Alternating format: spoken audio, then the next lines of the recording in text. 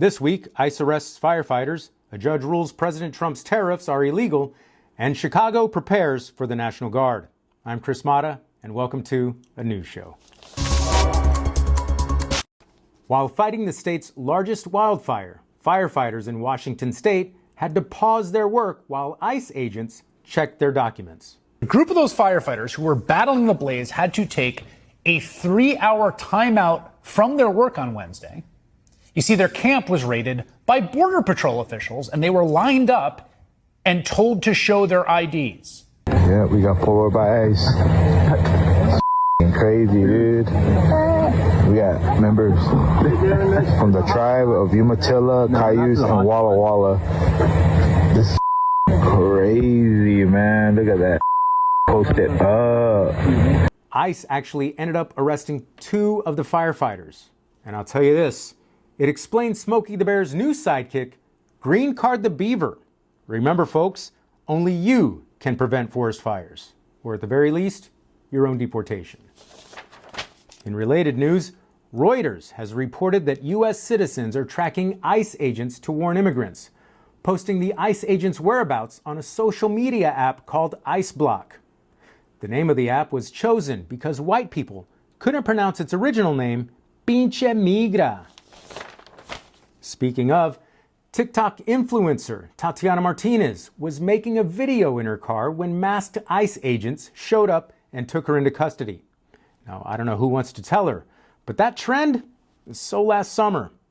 Hashtag ICE Challenge. A federal appeals court ruled that most of President Trump's tariffs are illegal, saying he exceeded his authority by issuing them under the Emergency Powers Law. When asked what the emergency was, a lawyer for the president said, "Your Honor, they're going to release the Epstein files and the president's name is all over them, so kind of a big deal." Tick-tock. Elsewhere this week, it's been reported that Robert F. Kennedy Jr. wants to ditch recommendations that encourage Americans to eat more beans. So, no protein, no fiber, and no way to know when your relationship's gotten too comfortable. A little too comfortable. And finally, a 9-year-old boy in Illinois opened a compliment stand where he gives free compliments to anyone who passes by. And sure, it's cute now, but in 5 years, he'll be complimenting women like, "Man, look at that. Post it up." On August 11th, President Trump placed the Washington, D.C. police force under federal control and deployed the National Guard into the city. And now Trump wants to send the troops into Chicago. And we're covering that in this week's segment, DJT Max or Marshall's Law. When invoking the Home Rule Act, Trump said he was doing it to fight crime in D.C.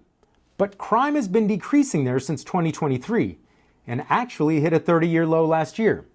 And since their arrival, the National Guard has been patrolling D.C. armed, looking for crime, and gardening. Here at the studio, we even started calling them the National Gardeners, for obvious reasons. But National Guard members have been seen landscaping, wheelbarrows and rakes in hand. Now, the cleanup, it's part of President Trump's Making D.C. Safe and Beautiful initiative. So, along with armed patrols of the district, some troops have been tasked with picking up trash. I don't think that's what the National Guard should be doing. There's a lot of better, more important things that the National Guard could be doing, being in reserve for something more important rather than things like this. Oh yeah? Well, if the National Guard doesn't lay down this mulch, who will?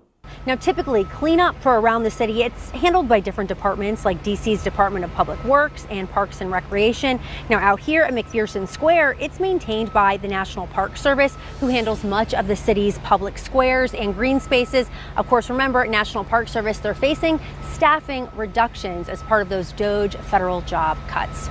Ah, right. Almost forgot about that chapter. I've got to hand it to Trump.